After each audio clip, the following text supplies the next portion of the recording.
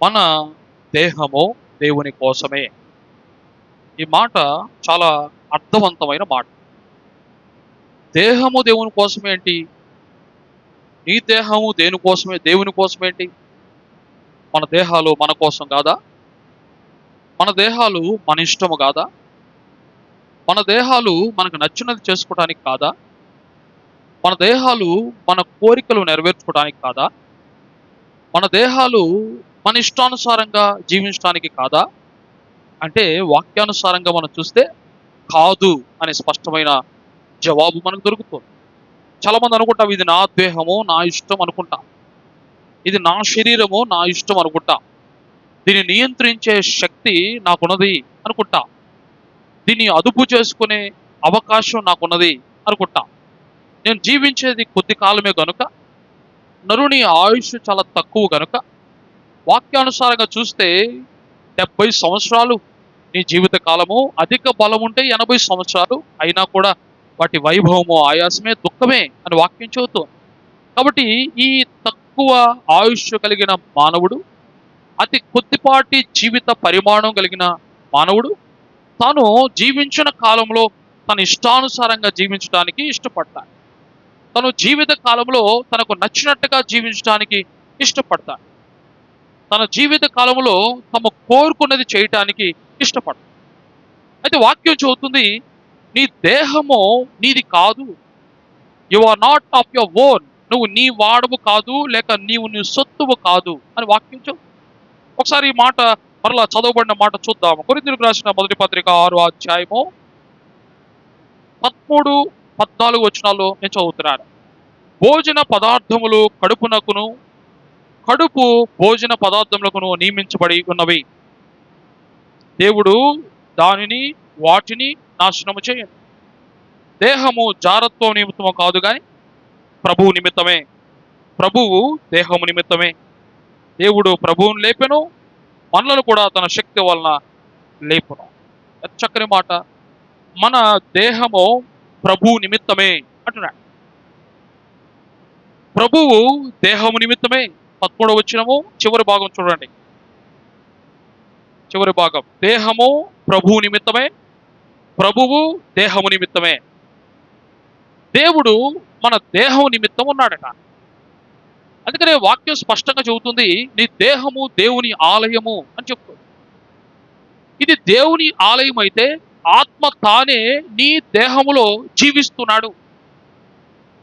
ఆత్మను పట్టి ఉంచడానికి, ఆత్మను కలిగి ఉంచడానికి, ఆత్మని నీలో ఉంచడానికి దేవుడు దేహమును నీకు ఏర్పాటు చేశాడు. కాబట్టి దేహము దేవుని ఆలయము. వాక్యం చూస్తుంది, నీ దేహం వలన దేవుని గణపరచు. ఈ దేహము దేవుడు అనుగ్రహించింది. someone has planned and intended to give you this body. There is some intention behind this body. ఈ శరీరానికి అమర్చుటలో ఏదో గూఢమైన భావం దాగి ఉంది. ఈ శరీరము నీకు ఇవ్వబడింది, కానీ ఈ శరీరం ఇవ్వబడానికి కారణం వేరే ఉంది. 6:19లో 6వ అధ్యాయం 19 వచ్చి చూడండి, మీ దేహము దేవుని వలన మీకు అనుగ్రహించబడింది. It has given to you by the Lord. దేవుడే ఈ దేహాన్ని మీకు ఇచ్చాడు. ఇది ఒకరి చేత ఇవ్వబడింది, ఒకరి చేత దయచేయబడింది. ఒకడు నీకు ఏదైనా ఇచ్చాడంటే దాంట్లో ఏదో ఉద్దేశం దాగి ఉంది. ఏంటి దేవుని ఉద్దేశం? ఈ దేహాన్ని ఇవ్వటంలో తాను ఈ దేహం ద్వారా మహింపరచబడాలని ఆయన ఇష్టమే. దేవుడిచ్చిన ఈ దేహం ద్వారా ఆయన గణపరచబడాలని ఆయనకి ఇష్టమైంది. గుర్తుపెట్టుకో, ఈ దేహము నీవు కలిగి ఉండొచ్చు, కానీ ఈ దేహం నీది కాదు. ఈ దేహము నీకు అమర్చబడవచ్చు, కానీ ఈ దేహం నీది కాదు. ఈ దేహానికి నువ్వు ఒక పేరు పెట్టుకోవచ్చు, కానీ ఆ పేరు ఆ దేహాన్ని కాదు. ఈ దేహము ఒకవేళ నీదై ఉంటే దాన్ని నువ్వు పట్టి ఉంచవచ్చు. ఈ దేహం ఒకవేళ నీదై ఉంటే ఎల్లకాలం దానిలో జీవించవచ్చు. ఈ దేహం ఒకవేళ నీదై ఉంటే దాన్ని నువ్వు ఇష్టమైన చేయిస్తూ ఉండొచ్చు. అయితే ఈ దేహం నీది కాదు, ఇది దేవునిది. ఈ దేహము దేవుని చేత నీకు ఇవ్వబడింది. ఎందుకు ఇవ్వబడింది అంటే, ఈ దేహము దేవుని గణపరచటానికి ఇది ఇవ్వబడింది. కాబట్టి నువ్వు జీవిస్తున్న నీ దేహము అది నీది కాదు, అది దేవునిదే. దేవునికి మహిమకరంగా నీ దేహం ఈ లోకంలో సాగిపోవాలి. అందుకే నువ్వు ప్రార్థన చేసేటప్పుడు చెప్పాలి, ప్రభువా నన్ను స్వస్థపరచు, నాకు కార్యం జరిగించు. కాదు, ఈ దేహం ఆయింది గనక నువ్వు చెప్పాలి, ప్రభువా నన్ను బాగు చేసి నువ్వు ఇచ్చిన ఈ దేహాన్ని నీ కోసం వాడుకో. కాబట్టి ఆరోగ్యం పొందాల్సిన అవసరం నీది కాదు, అది ఆయింది. ఆమేన్. అర్థమైంది ఈ మాట? ఆరోగ్యం పొందాల్సిన అవసరం నీది కాదు. ఎందుకంటే ఇది ఈ కార్యం ఆయింది.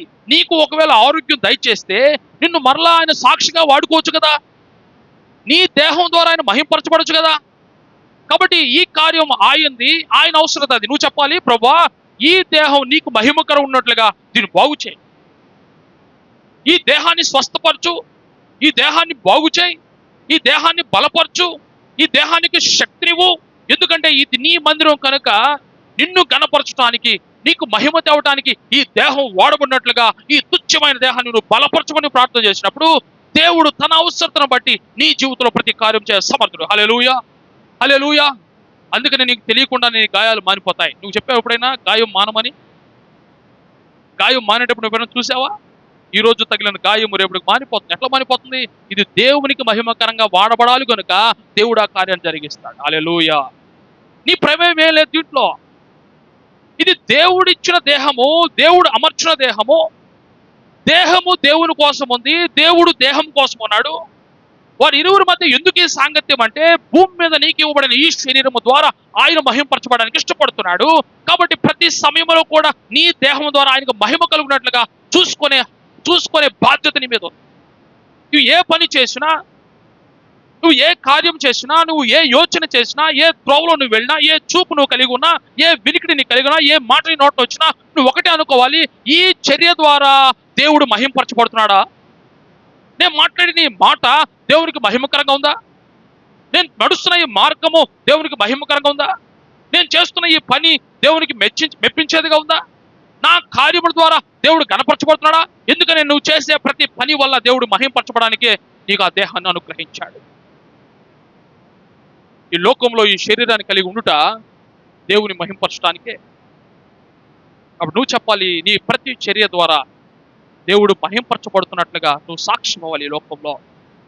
అందుకనే క్రైస్తవులకు ఒక ప్రత్యేక లైఫ్ స్టైల్ ఉంది, ఒక ప్రత్యేక లైఫ్ స్టైల్. అందరూ చేసినట్లుగా వారు చేయరు, అందరూ నడిచిన మార్గంలో వారు నడవరు, అందరూ యోచన విధానం వారికి ఉండదు, అందరూ చేస్తున్నట్టుగా లోకాన్ని అనుసరించి వారు చేయరు.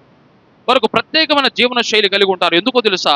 వారు ప్రత్యేకించబడిన వారు, వారి దేహము దేవుని గణపరచడానికి ఇవ్వబడింది.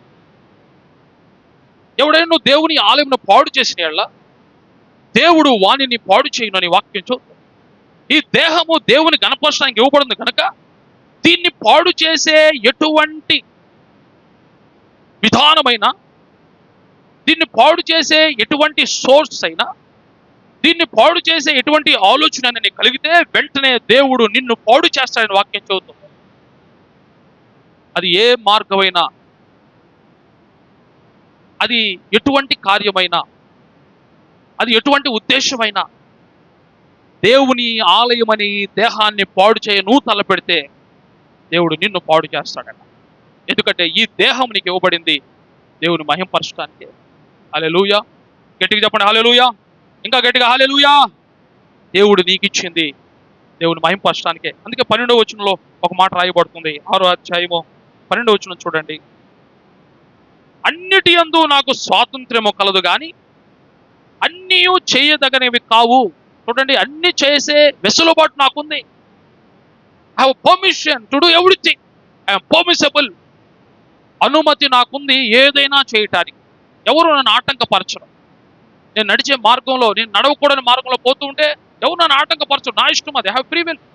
నేను ఎట్టైనా వెళ్ళొచ్చు, ఏమైనా చేయొచ్చు, ఏమైనా చూడొచ్చు, ఏమైనా తినొచ్చు, ఏమైనా యోచించవచ్చు, ఏమైనా చూడొచ్చు. నేను అన్ని చేయడానికి నాకు అనుమతి ఉంది. ఎందుకంటే I had a free will. సొంతంగా నిర్ణయం తీసుకునే వెసులుబాటు దేవుడు నాకు ఇచ్చాడు. ఆయన ఆధీనంలో నేను లేను.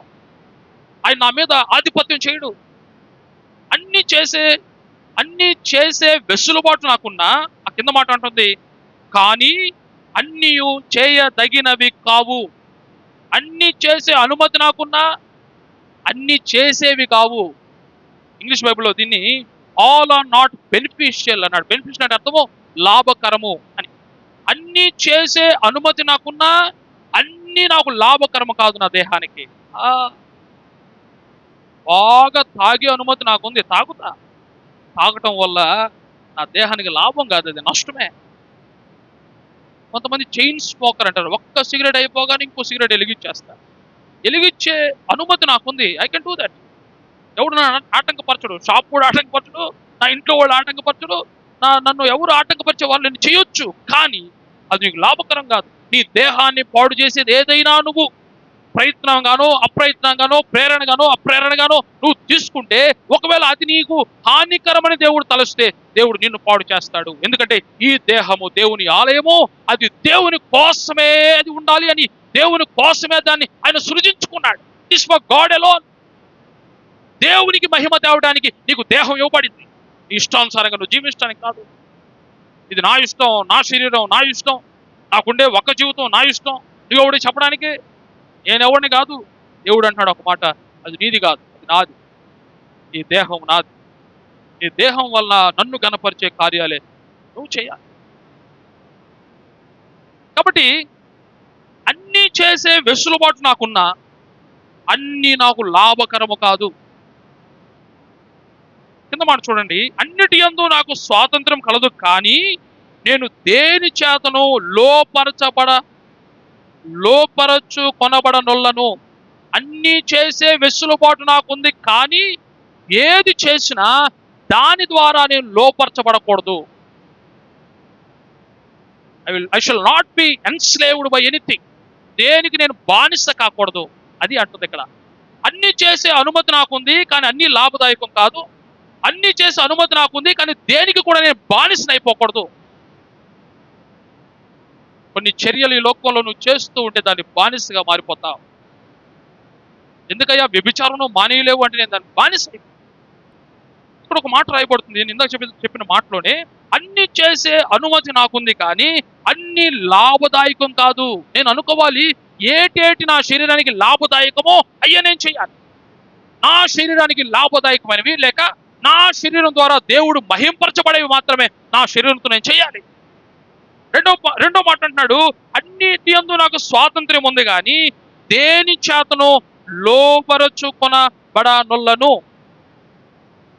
I shall not be enslaved by anything. Enslaved అంటే అర్థం ఏంటంటే దాని శక్తి, దాని ఆధీనంలోకి నేను వెళ్ళకూడదు. గుర్తుపెట్టుకోండి యవనస్తులారా, ముఖ్యంగా మీకు అన్నీ చేసే వెసులుబాటు ఉంది. ఎవరు నిన్ను ఆటంకపరచడు, పాస్టర్ వెనకబడి తిరగడు, లేదా సంఘ పెద్దలు నిన్ను హెచ్చరించరు, లేక నువ్వు చేస్తున్న తప్పు అని చెప్పరు. అన్నీ చేసే అనుమతి నీకుంది, కానీ అన్న దగ్గరే హాని ఉంటుంది. హాని అంటే హాని అంతే. అన్నీ చేసే అనుమతి మీకుంది, ఎవరు మిమ్మల్ని అభ్యంతర పెట్టరు, ఆటంకపరచరు. ఆదివారం క్రైస్తవులు ఉండొచ్చు, సోమవారం నుంచి లోకంలో ఉండొచ్చు. ఆదివారం వాక్యం చదవచ్చు, సోమవారం నుంచి మరొకటి చదవచ్చు. ఆదివారం ఒక పేరు తలపెట్టొచ్చు, సోమవారం నుంచి మరొకరి పేరు తలపెట్టొచ్చు. నువ్వు ఎవరు నిన్ను ఆటంకపరచరు. కానీ గుర్తుపెట్టుకోండి, ఈ శరీరము దేవుని మహింపరచడానికి ఇవ్వబడింది. ఈ శరీరము అన్ని చేసే అనుమతి ఉంది, కానీ అన్ని నీకు లాభదాయకం కాదు, అన్ని నీకు శ్రేష్టమైనవి కాదు, అన్ని నిన్ను దేవుని వద్దకు తీసుకుని పోయేవి కాదు. ఏది మంచిదో, ఏది యుక్తమైందో, ఏది దీవెనకరమైందో, ఏది దేవుని మహింపరచగలిగిందో అది మాత్రమే ఈ శరీరం ద్వారా చెయ్యాలి అని దేవుడి ఇష్టం. ఎటు చెప్దాం? హల్లెలూయా, హల్లెలూయా. ఇప్పుడు ఈ శరీరము నాది కాదు, ఇది దేవునిది. అదే అక్కడ రాయబడుతున్న మాట, ఈ దేహము ప్రభువు నిమిత్తమే, ప్రభువు దేహము నిమిత్తమే. Is after your body. ఆయన నీ శరీరముతో, నీ శరీరానికి అంటుకట్టబడి, లేకపోతే నీ శరీరాన్ని కలిగి ఆయన ఉన్నాడు. ఆయన కోసం నీ శరీరం ఇవ్వబడి. ముసలివాడిని అడిగితే ఎవరి కోసం మనం బతికేదంటే ఆయన కోసమే కదా, ముసలివాడి కోసమే కదా, ఆయన కోసమే నేను బతుకుతున్నా. తల్లిని అడిగితే అంటే నా పిల్లకాయల కోసం బతుకుతున్నాను సార్. నేను ఎవరి కోసం బతాను? ఆయన చూస్తే మంచోడు కాదా, ఆయన చూస్తే టయానికి ఇంటికి రాడా, మమ్మల్ని పట్టించుకోడా, నేను బతికేదా ఆ పిల్లకాయల కోసమే సార్. కొంతమంది అడిగితే పని కోసం బతుకుతారు, వాళ్ళు ఉద్యోగం కోసం బతుకుతారు. వారు ఆరోగ్యం బాగాలేకపోయినా పట్టించుకోరు, ఇంట్లో సమస్యలు పట్టించుకోరు, ఏ ఇబ్బందులు పట్టించుకోరు, ఎటువంటి ఆటంకాలను పట్టించుకోరు, అవసరతలు పట్టించుకోరు. ఉద్యోగం పోవడం, ఉద్యోగం నుంచి రావడం, తెల్లారి మళ్ళీ ఉద్యోగం పోవడం, ఉద్యోగం నుంచి రావడం. ఉద్యోగమే ఉంటుంది వారి జీవితంలో, బతికేది ఉద్యోగం కోసమే. కొంతమంది ఉద్యోగం కోసం బ్రతుకుతారు, కొంతమంది పిల్లల కోసం బతుకుతారు, కొంతమంది భర్త కోసం, కొంతమంది భార్య కోసం, కొంతమంది వారి అవసరాల కోసం బతుకుతారు. మరి దేవుని కోసం బతికేది ఎవరు? పౌలు అంటున్నాడు, నేను బ్రతుకుట ఆయన కోసమే. నేను మరణించినా, నేను బ్రతికినా నేను ప్రభువాడినై ఉన్నాను. నేను జీవించినా, నేను మరణించినా ప్రభు మహిమకరంగా జీవించాలని ఇష్టపడుతున్నాను. నేను బ్రతుకుట క్రీస్తు కోసమే. I live for Christ. ఎందుకంటే ఈ శరీరము దేవుని కోసం ఇవ్వబడింది, దేవుని మహింపరచడానికి ఇవ్వబడింది కనుక నా శరీరం ద్వారా నేను దేవుని మహింపరచడానికి ఇష్టపడుతున్నాను. నేను బ్రతికినా, నేను చనిపోయినా దేవునికి మహిమ. ఎంత గొప్ప స్టేట్మెంట్ అది. ఈరోజు నువ్వు చెప్తావా ఆ మాట? నేను బతికినా, నేను చచ్చిపోయినా దేవునికి మహిమ. ఓకే, నువ్వు చూడవు కాబట్టి. బతికినా దేవునికి మహిమ నువ్వు చెప్తావా? నేను బ్రతికితే దేవునికి మహిమ నువ్వు చెప్పగలవా? గుండె మీద చేసుకొని నేను బ్రతికినా చనిపోయినా దేవుని కోసమే అని చెప్పగలిగేవారు నిజమైన క్రైస్తవుడు. ఆదివారం వచ్చి ఆదివారం దాకా కనపడినవాడు క్రైస్తవుడు కాదు. ఈడకొచ్చి భక్తి పారవశ్యంలో మునిగి తేలేవాడు నిజమైన క్రైస్తవుడు కాదు. చెప్పగానే చెప్పకముందే వాక్యం తీసి చదివేవాడు నిజమైన క్రైస్తవుడు కాదు. ఎవడైతే స్థిరముగా నా శరీరము దేవుని కోసమే, ఇది దేవుని ఆలయమే, నేను బ్రతికినా చనిపోయినా నా ద్వారా దేవునికే మహిమ కలుగుతుంది అని స్థిరముగా, నిశ్చయముగా, ధైర్యముగా గుండె మీద చేసుకొని చెప్పగలిగిన వాడే నిజమైన క్రైస్తవుడు. హల్లెలూయా, హల్లెలూయా. దేవునికి మహిమ కలుగును కాక. దేని చేతను నేను లోపరచకొనకూడదు, ఏది కూడా నా మీద ప్రభుత్వం చేయకూడదు. ఈ లోకంలో ఆ శరీరం మీద ఏది ప్రభుత్వం చేయకూడదు. కొంతమంది శరీరం నిండా పచ్చబొట్లు వేసుకుంటారు.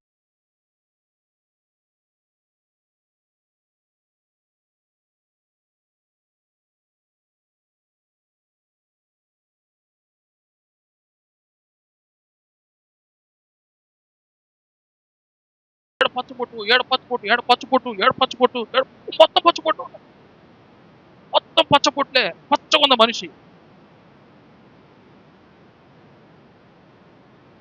దానివల్ల దేవునికి ఘనత. నువ్వు ఏం చేసినా నీ శరీరం ద్వారా దేవునికి మహిమ రావాలి. ఆడపిల్లలు గుర్తుపెట్టుకోండి, మీ వస్త్రధారణ వల్ల దేవునికి మహిమ రావాలి. ఎవరు కూడా ఏలు పెట్టి చూపించకూడదు. ఈ మధ్య మగపిల్లలు కూడా వేస్తున్నారు చిరిగిపోయిన ప్యాంట్, టోన్ జీన్. దాని పేరే బెగ్గర్ జీన్. బెగ్గర్ అంటే ఎవడు? అడుక్కోవడానికి కదా. బెగ్గర్ అంటే ఇంగ్లీష్లో ఏంది, తెలుగులో ఏంది? బెగ్గర్ అంటే అడుక్కునేవాడు, అంతేనా? దాని పేరు అడుక్కునేవాడు వేసుకునే జీన్ అంట, బెగ్గర్ జీన్. అడుక్కునేవాడు శుద్ధమైన బట్టలు వేసుకుంటున్నాడు, వాడు బట్టలు నీకు ఇచ్చాడు, నువ్వు తెచ్చి వేసుకుంటావు. నీవు ఏం వేసినా నీ శరీరం మీద దేవునికి మహిమ రావాలి. నువ్వు ఏం మాట్లాడినా దేవునికి మహిమ రావాలి. నువ్వు ఏ మార్గంలో పోయినా దేవునికి మహిమ రావాలి. నీ శరీరం చేసే ప్రతి పని దేవునికి మహిమకరంగా ఉండాలి. హల్లెలూయా, హల్లెలూయా.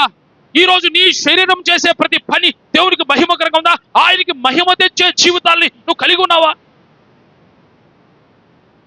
వాక్యం చెబుతుంది, దేవుడు నీ శరీరం కోసమే.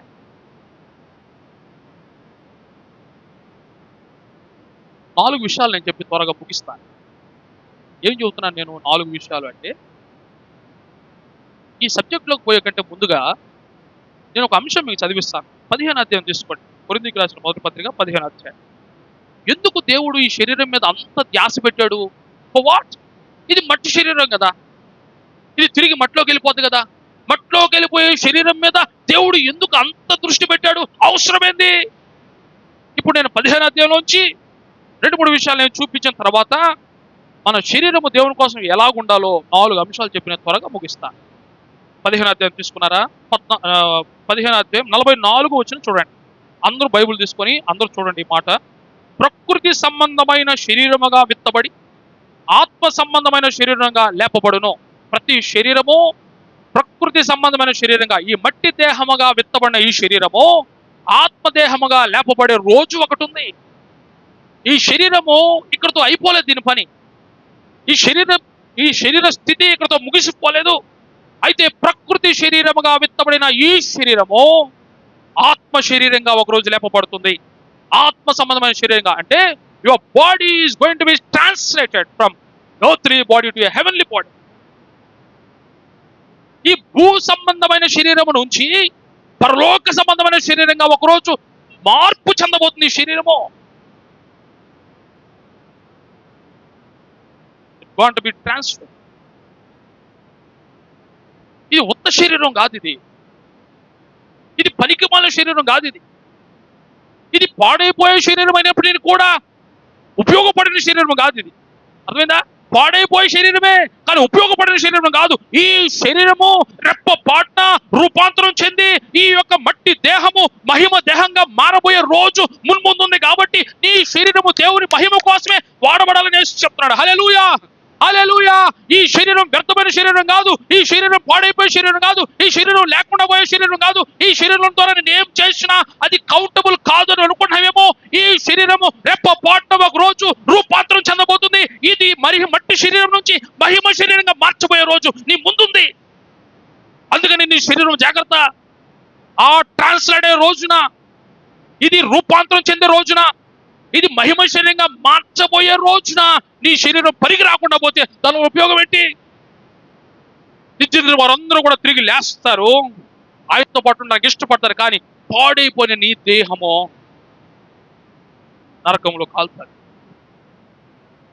పనికి రాని దేహంగా దేవుని కోసం చేయబడిన ఈ దేహాన్ని మార్చుపాకు. ఇక్కడ 2 విషయాలు రాయబడుతున్నాడు. 45 అంటున్నాడు, ఆదాము మొదటి మనుషుడు జీవించు ప్రాణి అయ్యను, కడపటి ఆదాము జీవింపజేయు ఆత్మ అయ్యను. ద ఫస్ట్ ఆడమ్, మొదటి ఆదాము జీవించే ప్రాణి, అయితే రెండో ఆదాము జీవింపజేసే ఆత్మ. హల్లెలూయా, హల్లెలూయా. ఆయన జీవించే ప్రాణి. నేను ఇప్పుడు మొదటి ఆదాము సంబంధించిన వ్యక్తిని కాబట్టి నేను జీవిస్తున్నా ఈ శరీరంతో. అలాగనే రెండవ ఆదామైన యేసుక్రీస్తు సంబంధించిన వ్యక్తిని కాబట్టి నా శరీరం రెప్పపాట్లో రూపాంతరం చేస్తాను. నేను ఇద్దరిని పోలి ఉన్నాను. ఇక్కడ మొదటి ఆదాములాగా శరీరం ధరించుకున్నాను, రెండవ ఆదాములాగా శరీరాన్ని మార్చుకోగలను. ఎందుకంటే ఆయన తిరిగి లేచాడుగా. నా యేసు మృతి నుండి తిరిగి లేచాడని నమ్మితే, ఆయన విశ్వసించిన నేను ప్రథమ ఫలముగా లేచిన ఆ యేసును వెంబడిస్తూ నేను కూడా తిరిగి లేయగలను. నా యేసు లేచాడు. చెప్పండి హల్లెలూయా. చెప్పండి యేసు లేచాడు. గట్టి చెప్పండి యేసు లేచాడు. గట్టిగా యేసు లేచాడు. నేను కూడా లేస్తాను. తగ్గిపోయారే, లేచినట్లేరా? నిద్రలేము సార్, చచ్చిపోతే ఏమి లేస్తాం? ఇంకా నిద్రలేమే. చెప్పండి నా యేసు లేచాడు. గట్టిగా నా యేసు లేచాడు, నేను కూడా లేస్తాను. అట్లా లేయాలి అంటే అయిపోయింది ఆడికి. ఇంక చెప్పండి, అట్లా లేయాలి అంటే నీ దేహము దేవుని మహిమార్థమై ఉండాలి. నీ దేహం ద్వారా నువ్వు చేసే ప్రతి పని దేవునికి మహిమ తెచ్చేదిగా ఉండాలి. ఆ మొదటి ఆదాము సంబంధించిన మనము, ఈ జీవింపజేసే ప్రాణి అయిన మనము జీవింపజేసే ఆత్మలో కూడా జీవించడానికి ఈ శరీరాన్ని రెప్పపాట్లు ఆయన మార్పు చెందే శరీరంగా దీన్ని చేస్తాడు. ఈ భౌతికమైన శరీరము, ఈ మట్టి శరీరము మహిమ శరీరంగా మార్చిపోయే రోజు ముందుంది. కాబట్టి ఈ శరీరాన్ని భద్రపరచుకో. వాక్యం చూడు. కిందకు వచ్చి ఒక మాట చదువుదాం. 49. మరియు మనము మంటి నుండి పుట్టిన వాని పోలికను ధరించిన ప్రకారము పరలోక సంబంధి పోలికయు ధరింతుము. ఒకదాన్ని ధరించాము, మరొక దాన్ని ధరిస్తాము. హల్లెలూయా, హల్లెలూయా. ఒకదాన్ని ధరించాము, ఇంకో దాన్ని ధరించబోతున్నాము. ధరించిన దాన్ని నువ్వు వ్యర్థం చేస్తే ధరించబోయేదాన్ని నువ్వు పొందుకోలేవు. ధరించిన దాన్ని నువ్వు దృష్టి ఉంచకపోతే ధరించబోయేదాన్ని నువ్వు పొందుకోలేవు. ఇప్పుడు నువ్వు ధరించిన దాన్ని నువ్వు కాపాడగలిగితే ధరించబోయేదాన్ని నువ్వు నిశ్చయముగా పొందుకోగలవు. హల్లెలూయా, హల్లెలూయా. చూసారా, నువ్వు ఇప్పుడు ధరించిన దేహము ఇది మట్టి నుండి పుట్టిన దేహము. నువ్వు ధరించబోయే దేహము అది మహిమ దేహము. ఈ మట్టి దేహం నుంచి మహిమ దేహాన్ని ధరించాలంటే ఈ మట్టి దేహాన్ని దేవుని ఘనతకై ఉపయోగించాలి. హల్లెలూయా, దేవునికి మహిమ. 4 విషయాలు నేను చెప్తాను. ఈ దేహాన్ని నువ్వు ఎలాగ చూసుకోవాలో, ఈ దేహం ద్వారా నువ్వు ఏం చేయాలో 4 విషయాలు చెప్పిన త్వరగా ముగిస్తాను. మొట్టమొదటి విషయము 2 కొరింథీయులకు రాసిన పత్రిక, త్వరగా చూద్దామా? 2 కొరింథీయులకు రాసిన పత్రిక 7వ అధ్యాయం మొట్టమొదటి వచనం చూద్దాం. ప్రియులారా, మనము ఈ వాగ్దానములు ఉన్నవి గనుక దేవుని భయముతో పరిశుద్ధతను సంపూర్తి చేసుకొనుచు శరీరమునకును ఆత్మకును కలిగిన సమస్త కల్మషము నుండి మనలను పవిత్రులుగా చేసుకుందుము. మొట్టమొదటి మాట, నీ మట్టి దేహం మహిమ దేహంగా మారాలి, దేవునికి ఘనత తేవాలి నీ దేహం ద్వారా అంటే, ఒకటి నువ్వు చేయాల్సిన పని ఏంటో తెలుసా? సమస్తమైన కల్మషములు కడిగి వేసుకోవాలి. కంటైన్మెంట్స్ అన్నాడు ఇంగ్లీష్ బైబుల్లో, అంటే కలుషితాలు, మలినాలు. దిస్ ఇస్ కంటైనర్ వాటర్ అంటే దానిలో ఫస్ట్ మలినం చేరిపోయింది, దాంట్లో అది శుభ్రపరచాల్సిన అవసరం ఉంది అని అర్థం. నీ హృదయం కూడా, నీ దేహము కూడా నువ్వు శుభ్రపరచుకోవాలి. నువ్వు తిరిగి ఈ మట్టి దేహం మహిమ దేహంగా మారాలి అంటే, లేక దేవుడు నీ దేహం ద్వారా గణపరచబడాలి అంటే, మొట్టమొదటి పని నువ్వు చేయాల్సినట్టు తెలుసా? ప్రతి కల్మషం నువ్వు కడిగి వేసుకోవాలి. అందుకని యేసు క్రీస్తు నీ కోసం నా కోసం రక్తం కార్చాడు ఈ లోకంలో. ఎందుకు కార్చాడు? ఆ రక్తంలో నువ్వు నేను కలుషితాలు కడుక్కోవాలని, పరిశుద్ధపరచబడాలని, పవిత్రపరచబడాలని, ప్రతి ఒక్క దేవునికి హేయమైన కార్యాలు నీ నుంచి దూరం అవ్వాలని, ఈ దేహం పవిత్రంగా దేవుని కార్యముల్లో ముందుకు సాగిపోవాలని, ఈ దేహం ద్వారా దేవుడు గణపరచబడాలని ఆయన రక్తము కార్చి నన్ను పరిశుద్ధపరచడానికి ఇష్టపడ్డాడు. ఎవరైతే ఆయన రక్తం దగ్గరకు వస్తారో ఆ రక్తం ప్రతి పాపం నుంచి నిన్ను పవిత్రపరుస్తున్న వాక్యం చూద్దాం. యేసు రక్తము ప్రతి పాపను నేను పవిత్రపరచు. సో ఒకటి, ఈ దేహమును కలిగిన, ఈ దేహమునకు పట్టిన ప్రతి కల్మషమును నువ్వు కడిగి వేసుకొని పవిత్రపరచబడాలి. మొదటి తెస్సలోనికీయులకు రాసిన పత్రిక, తెస్సలోనికీయులకు రాసిన మొదటి పత్రిక 4వ అధ్యాయము 3వ వచనము చూద్దాం. మీరు పరిశుద్ధులగుటయే, ఆహా, మీరు పరిశుద్ధులగుటయే ఆయన చిత్తము. 4వ వచనం చూడండి. మీలో ప్రతివాడును దేవుని ఎరుగనని అన్యజనుల వలె కామాభిలాష కాక పరిశుద్ధత యందును ఘనత యందును తన తన ఘటములను ఎట్లు కాపాడుకోలేనో అది ఎరిగి ఉండటయే దేవుని చిత్తము. కల్మషము చారకుండా పవిత్రంగా ఉండడానికి చూసుకోవటమే దేవుని చిత్తము. అనగా మీరు పరిశుద్ధంగా ఉండడమే దేవుని చిత్తము. కాబట్టి కల్మషములు కడిగి వేసుకోవాలి. ఒకటి, కల్మషములు కడిగి వేసుకోవాలి. ఎందుకంటే దేవుని ఉద్దేశం కూడా అదే, నువ్వు పవిత్రంగా పరిశుద్ధంగా జీవించాలన్నదే ఆయన చిత్తం అట. దిస్ ఇస్ విల్, ఆయన చిత్తం. అది ఏంటి? పరిశుద్ధత కలిగిన జీవించడానికి. పరిశుద్ధత అనే మాటకి ఇక్కడ ఇంగ్లీష్ బైబుల్లో శాంక్టిఫైడ్ అన్నాడు. శాంక్టిఫైడ్ అంటే అర్థం ఏంటంటే పాపం నుంచి దూరంగా ఉండి పవిత్రంగా జీవించడమే శాంక్టిఫికేషన్. పాపం నుంచి ఎలా కడుక్కోగలను, నేను ఎలాగ పవిత్రంగా ఉండగలను? పాపం నుంచి దూరంగా జరిగి నన్ను నేను కాపాడుకోవడమే పరిశుద్ధతను కాపాడుకోవడం. హల్లెలూయా. ఒకటో మాట నేను చెప్పేసాను, అయిపోయింది. ఎలాగూ నేను దేవునికి ఇష్టమైన శరీరాన్ని కలిగి ఉండగలను అంటే, ఒకటి, నన్ను నేను పవిత్రపరచుకోవడం ద్వారా, ఎటువంటి కల్మషం నాలో చేరకుండా, ఎటువంటి మలినములు నాలో చేరకుండా పాపం నుంచి దూరంగా జరిగి నన్ను నేను పరిశుద్ధపరచుకోవడం ద్వారా ఈ దేహం వల్ల దేవుడు గణపరచబడ్డాడు. రెండో విషయం చూద్దామా? మొదటి కొరింథీయులకు రాసిన పత్రిక 9వ అధ్యాయం, కొరింథీయులకు రాసిన మొదటి పత్రిక 9వ అధ్యాయం 24వ వచనం నుంచి కింద చదువుతున్నాను. పందెపు రంగమందు పరిగెత్తు వారందరూ పరిగెత్తుదురు గాని ఒక్కడే బహుమానం పొందునని మీకు తెలియదా? అటువలే మీరు బహుమానము పొందినట్లుగా పరిగెత్తుడి. మరియు పందెమందు పోరాడు ప్రతివాడు అన్ని విషయములందు మితముగా ఉండును. వారు క్షయమగు కిరీటమును పొందుటకు, మనమైతే అక్షయమగు కిరీటమును పొందుటకు నిమిత్తము ఉన్నాము. కాబట్టి నేను గురి చూడని వారి వలె పరిగెత్తవాడును కాను, గాలిని కొట్టినట్టు నేను పోట్లాడలేదు గాని, ఒకవేళ ఇతరులకు ప్రకటించిన తరువాత నేనే భ్రష్టుడైపోదునేమో అని నా శరీరం నలగొట్టుకుని దాన్ని లోపరుచుకొనుచున్నాను. ఇక్కడ చూడండి, మనందరం కూడా ఒక రేస్లో ఉన్నాము. మనందరం పరుగు పందెంలో ఉన్నాం. ఈ పరుగు పందెము ఎందుకు పరిగిస్తున్నాము? బహుమానం పొందడానికి పరిగిస్తున్నాం. బహుమానం పొందడానికే పరిగిస్తున్నాం కాబట్టి, మనందరం పరిగెత్తే పందెంలో ఉన్నాం కాబట్టి, విశ్వాసం గురిగా పెట్టుకొని పరిగిస్తున్నాం కాబట్టి, చివరి వరకు పరిగెత్తి బహుమానం పొందేవాళ్ళగా పరిగెత్తు అంటున్నాడు. రెండో విషయం ఏం చెప్తున్నానంటే, నిన్ను నువ్వు మితముగా ఉంచుకోవడం ద్వారా, లేక నిన్ను నువ్వు కట్టడి చేసుకోవడం ద్వారా, లేక నిన్ను నువ్వు అర్హునిగా చేసుకోవడం ద్వారా నువ్వు దేవునికి ఇష్టడుగా ఉండగలవు. అట్లట్టు మీరు చూసారు ఎప్పుడైనా? పరుగు పందెంలో పరిగెత్తేవాడు చూసారా? బాగా తిని పరిగిస్తాడా? ఏది పడితే అది తింటాడా? అన్ని తాగుతాడా? ప్రతిదానికి ఒక చార్ట్ ఉంది. మితముగా ఉంటాడు అన్నిట్లో. ఏది తినాలో అదే తింటాడు, ఎక్కడ ఉండాలో అక్కడే ఉంటాడు. నిత్యము వాడు వ్యాయామం చేస్తుంటాడు, తను తాను ఎప్పటికప్పుడు యోగ్యనుగా చేసుకుంటూ పరుగు పందెంలో ఉంటాడు. ఏ నిమిషంలో వాళ్ళే పరిగెత్తమన్నా పరిగెత్తాడు. ఎందుకంటే ప్రతి నిమిషం వాడుకున్న ఆలోచన ఒకటే, ఎప్పుడు పరిగెత్తమని చెప్పినా నేను పరిగెత్తి నేను బహుమానం గెలవాలి కాబట్టి నన్ను నేను ఖచ్చితంగా యోగ్యనుగా ఉంచుకోవాలి. ఇప్పుడు క్రైస్తవ పరుగు పందెంలో పరిగెత్తే నీవు నీ శరీరాన్ని కూడా నువ్వు యోగ్యంగా ఉంచుకోవాలి. ఎప్పుడో దేవుడు రాకుండా వస్తాడులే, ఎప్పుడో పిలుస్తాడులే, ఎప్పుడో చూస్తాడులే, ఇంకెప్పుడో జరుగుతాదిలే అని నువ్వు ఈ లోకానికి అటాచ్ అయి జీవించకూడదు. కానీ ఎప్పుడు నిన్ను చూసినా కూడా నువ్వు యోగ్యునిగా దేవునికి కనపడాలి. అలాగున కనపడినట్లుగా నా శరీరాన్ని నలగొట్టుకొని దాన్ని లోపరుచుకోవాలి. పౌలు అంటాడు ఆ మాట. ఒకవేళ నేను బోధించిన తర్వాత నేను తప్పిపోతానేమో అని నేను నా శరీరాన్ని నలగొట్టుకొని దాన్ని లోపరుచుకుంటున్నాను. ఒకవేళ నా మాట విన్నాను శరీరం చెప్తే నువ్వు మాట వినాలని చెప్పి దాన్ని లోపరుచుకుంటున్నాను. కఠినమైన నిర్ణయాలు తీసుకుంటున్నాను. చేయకూడని పనులు చేయకుండా ఉన్నట్లుగా నన్ను నేను సరి చేసుకుంటున్నాను. నేను దేనికి నేను లోపడట్లేదు. ముఖ్యంగా నా శరీరం చెప్పే మాటకి నేను అస్సలు చెవియొక్కట్లేదు. కానీ ఆత్మానుసారంగా జీవిస్తూ నా శరీరాన్ని లోపరుచుకుంటున్నాను. కొంచెం కఠినమే కానీ దేవునికి యోగ్యమైన వాడిగా ఉండటానికి నన్ను నేను ఎప్పటికప్పుడు సరి చేసుకుంటూ సాగిపోతున్నాను. ఏ నిమిషంలో నన్ను చూసినా నేను యోగ్యంలాగా పరుగు పందెంలో ఉన్నాను. 2, దేవుని మెప్పించే శరీరము నువ్వు కలిగి ఉండాలంటే ఎప్పుడు కూడా ఎప్పుడు అర్హునిగా ఉండాలి. అర్హునిగా ఉంటున్నట్లుగా నేను చూసుకోవాలి.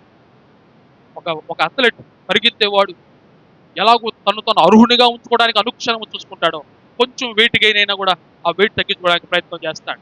కొంచెం వాడికి ఆరోగ్యం సరిలేకపోయినా దాన్ని సరి చేసుకోవడానికి ప్రయత్నం చేస్తాడు. కొంచెం అపశృతి దాని జీవితంలో ఉంటే దాన్ని సరి చేసుకోవాలి. ఎందుకంటే ఎప్పుడు యోగ్యంగా ఉండటానికి తాను ఇష్టపడతాడు. అలాగే క్రైస్తవులు కూడా ఎప్పుడు యోగ్యంగా ఉండటానికి వారు ఇష్టపడాలి. అర్హులుగా ఉండటానికి ఇష్టపడాలి. 3వ విషయం నేను చెప్తున్నాను. 3వ విషయము 1 కొరింథీయులకు రాసిన పత్రిక 6వ అధ్యాయం. కొరింథీయులకు రాసిన మొదటి పత్రిక 6వ అధ్యాయం 19వ వచనం చూద్దామా? 19:20. మీ దేహము దేవుని వల్ల మీకు అనుగ్రహించబడింది. మీలోనున్న పరిశుద్ధాత్మకు ఆలయం ఉన్నది మీరు ఎరుగురా. మీరు మీ సొత్తు కారు, విలువ పెట్టి కొనబడిన వారు కనుక మీ దేహముతో దేవుని మహింపరచుడి. 3వ విషయం ఏం చెప్తున్నా అంటే మన దేహములు దేవుని కనపరిచే దేహాలుగా ఉండాలి.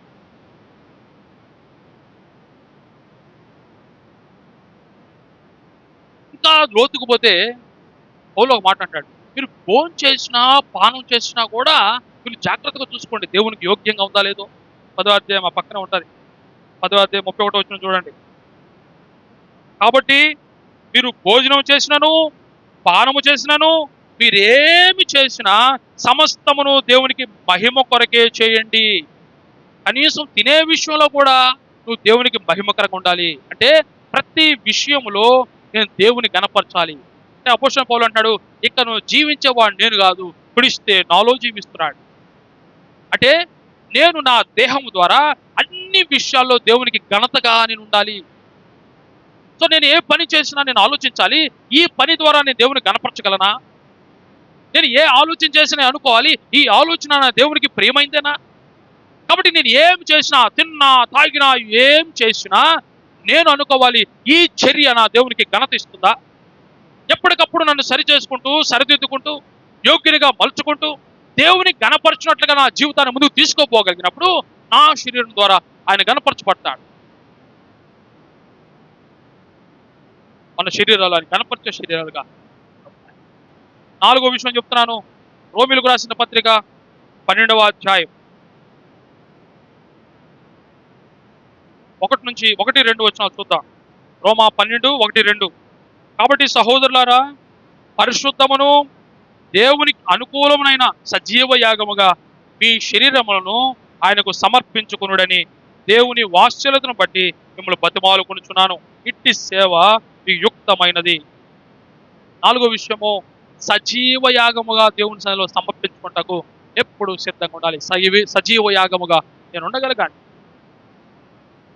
ఇంగ్లీష్ బైబిల్లో prepare your bodies as a living sacrifice to him. Prepare your bodies. Prepare అంటే సిద్ధపడడం. ఎప్పుడు నీ శరీరాన్ని సిద్ధంగా ఉంచండి. సజీవ యాగముగా.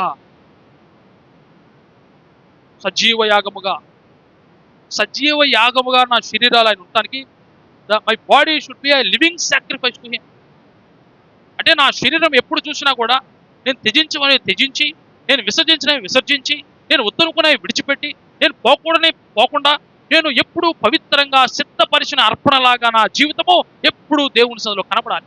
ఎప్పుడు చూసినా ఇంపైన సువాసన దేవునికి నా శరీరం ఇవ్వాలి. ఎప్పుడు గబ్బు కొట్టుకుంటాను కూడా అన్నిటి పూసుకొని అన్నిట్లో జోక్యం చేసుకొని అన్ని నెత్తి మీద వేసుకొని అన్నిట్లో ఏలు పెట్టి లోకాన్ని పెట్టి జీవిస్తూ గప్పు కొట్టే జీవితాలు ఉండకూడదు.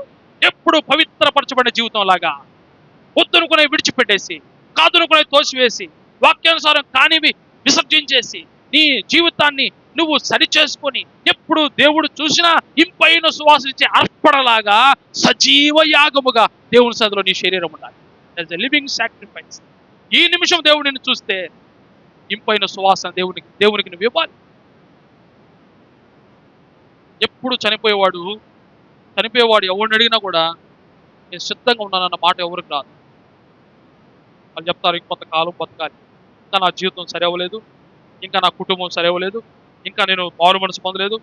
బాప్తిజం తీసుకున్న వాళ్ళు కూడా ఆ మాట చెప్తారు. బాప్తిజం తీసుకుని రక్షించబడిన వారు కూడా ఇంకా నేను సిద్ధపడలేదని చెప్తారు. అంటే సిద్ధపడకుండానే నీ చివరి జనం దాకా జీవిస్తే మరి నీ దేహం వల్ల దేవునికి ఏం మహిమ ఉంది? 90 సంవత్సరాలు జీవించావు, చివరి నిమిషంలో చెప్పావు నేను ఇంకా సిద్ధపడలేదు అని. అయితే 89 సంవత్సరాలు జీవించే జీవితం ఏమైంది? దేవునికి మహిమకరంగా లేదుగా. దేవునికి మహిమగా లేని జీవితానికి రోగాలు ఉండవా? దేవునికి మహిమకరంగా లేని జీవితానికి జబ్బులు ఉండవా? దేవునికి మహిమకరంగా లేని జీవితము నీ ఇబ్బందుల్లో ఉండదా? దేవునికి మహిమకరంగా లేని జీవితము అప్పులు పోలైపోదా? దేవునికి మహిమకరంగా లేని జీవితము ఈ లోకంలో వ్యర్థమైపోదా? నిట్టూర్పు, నిస్సహాయత, నిష్ఠూరము, ఏడ్పు ఇవే గాని, పెడబొబ్బులు ఇవే గాని జీవితంలో మనశ్శాంతి లేదే. ఎందుకు లేదు తెలుసా? నీ శరీరము దేవునికి అర్పణగా సజీవ యాగంగా లేదు. నీ శరీరం ద్వారా మహిమ పొందట్లేదు కనుక నీ శరీరంలో ఇవన్నీ కూడా అవాంతరీయ సంగతులు అన్నీ కూడా జరుగుతున్నాయి. చివరి నిమిషాలు అంటావు నాకు కొంత టైం కావాలి, నేను మారు మనసు పొందాలి. అయితే నీ పాస్టర్కి బాప్తిజం ఇచ్చాడే, ఆ సంగతి ఏమైంది? అందరూ తీసుకుంటున్నారు సార్, నేను కూడా తీసుకున్నాను. నీ శరీరం ద్వారా దేవుడు మహింపరచబడట్లేదు.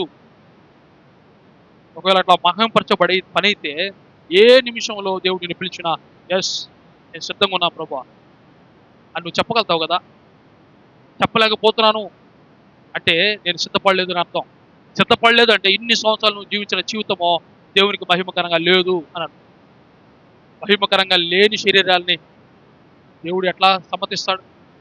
మహిమకరంగా లేని శరీరాన్ని, నీ దేహము దేవుని కోసమే అని చెప్పినప్పుడు దేవుని కోసం జీవించని నీ శరీరాన్ని దేవుడు ఎట్లాగా అనుమతిస్తాడు? ఎలాగో సమ్మతిస్తాడు? ఎలాగో దాన్ని కాపాడుతాడు? ఎలాగో నడిపిస్తాడు? ఎలాగో సమస్తం సమకూర్చి మేలుకరంగా జరిగిస్తాడు? ఎలాగో మీ పక్షాలు ఉంటాడు, నీవు ఆయన పక్షాలు లేనప్పుడు ఆయన నీ పక్షాలు ఎలాగ ఉంటాడు? అందుకే వాక్యం చెబుతుంది నీ దేహం దేవుని కోసం ఉండాలంటే 4 విషయాలు చెప్పాను. 1, నీ శరీరాన్ని పరిశుభ్రంగా పెట్టుకో, కల్మషం లేకుండా. 2, నీ శరీరాన్ని యోగ్యంగా పెట్టుకో, ఎప్పుడు పిలిచినా అర్హుడుగా ఉండాలి. ఒక పరుగు పందెంలో పరిగెత్తేవాడు ఎప్పుడు అర్హుడుగా ఎలాగ ఉంటాడో, ఫిట్గా ఎలాగ ఉంటాడో, ఇంగ్లీష్ మాటలో బాగుంటుంది, fit. That person is fit. Cricket టీంలో ఆడడానికి తీసుకుంటారుగా, వాడు ఫిట్గా ఉండని తీసుకుంటాడు. వాడు బొజ్జ ఎంత పెంచుకొని, కంట్రోల్ ఎంత పెంచుకొని, వాడు ఆట ఆడి సంవత్సరం అయిపోతే వాడిని తీసుకోరు. ఈ షుడ్ బి ఫిట్. అలాగే క్రైస్తవుడుగా ఎప్పుడు ఫిట్గా ఉండాలి. Fit is fit. రైల్వేలో ఒక మాట ఏంటో తరచుగా అన్ఫిట్ అని.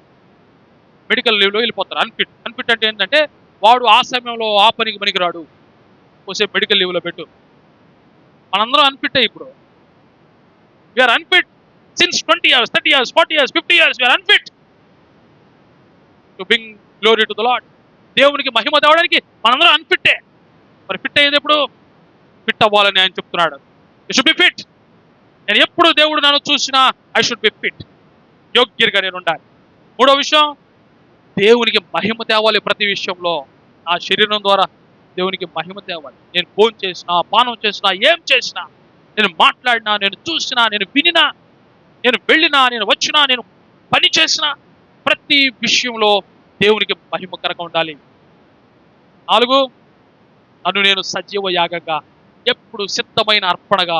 ఎంత మంచి మాట, సిద్ధమైన అర్పణగా. అయితే నేను బ్రతికిన అర్పణ. ఆమేన్. బ్రతికిన అర్పణలాగా ఎప్పుడు సువాసనగా దేవునికి, ఎప్పుడు ఇంపైన వాసనగా దేవునికి ఉండగలిగినప్పుడు నా శరీరం ద్వారా దేవుడు మహిమపరచబడుతుంది. ఎందుకు అంత ఇంట్రెస్ట్ తీసుకుంటాను నీ శరీరం మీద తెలుసా? నీ శరీరం ఒక రోజున రెప్పపాటులో మారబోతుంది. గుర్తుపెట్టుకో, ఈ లోకంతో నీ జీవితం ముగిసిపోలేదు. గుర్తుపెట్టుకో, ఇక్కడతో నీ పని అయిపోలేదు. ఇక్కడతో నీ అయిపోలేదు. నువ్వు నువ్వు ఇక్కడతో లైవ్ అయిపోవు. నీ జీవితం మరలా కొనసాగించబోతుంది. ఇక్కడతో అయిపోలేదు ఏమి. లోకం అంటది మరణంతో అంత అయిపోద్ది అంటది, కానీ క్రైస్తవం చెప్తుంది మరణం తర్వాత నీ జీవితం అంటది. ఈ లోకంలో death is the end of the life, కానీ క్రైస్తవునిగా death is the beginning of the life. మరణం నుంచి నీ జీవితం ప్రారంభమైంది. ఇక్కడ జననం నుంచి నీ జీవితం ప్రారంభమైంది, కానీ క్రైస్తత్వంలో మరణం నుంచి నీ జీవితం ప్రారంభమైంది. దేవుడు అంటున్నాడు నీ శరీరాన్ని కాపాడుకో, ఎందుకో తెలుసా, తరువాత నీకు నిత్య జీవితం ఉంది. ఇదే కాదు నీ జీవితం, ఇక్కడతో అయిపోలేదు ఇదంతా. నీ శరీరాన్ని ఇక్కడ భద్రపరుచుకొని కాపాడుకొని సజీవ యాగంగా సమర్పించుకొని నీ శరీరం ద్వారా ఘనత తీసుకొని వస్తే ఈ తరువాత జీవితంలో నువ్వు నాతో కూడా సదాకాలం ఉంటావు. హల్లెలూయా. రెప్పపాటులో నీ జీవితం మారబోతుంది. రెప్పపాటులో నీ శరీరం మార్పు చెందబోతుంది. మార్పు చెందడానికి సిద్ధపడిన శరీరంగా ఎప్పుడు దేవునికి మహిమకరంగా ఈ లోకంలో నీ శరీరం సాగిపోవాలని నేను కోరుతూ అట్టి సజీవ యాగాలుగా అనుదినము దేవుని సన్నిధిలో మీరు కూడుకుంటారని ఆశిస్తూ ఈ మాటలు ముగిస్తాను. ఆత్మ సంగంతో చెప్తున్న మాట చెవిగలవాడు వినుగాక. ప్రార్థిస్తాం.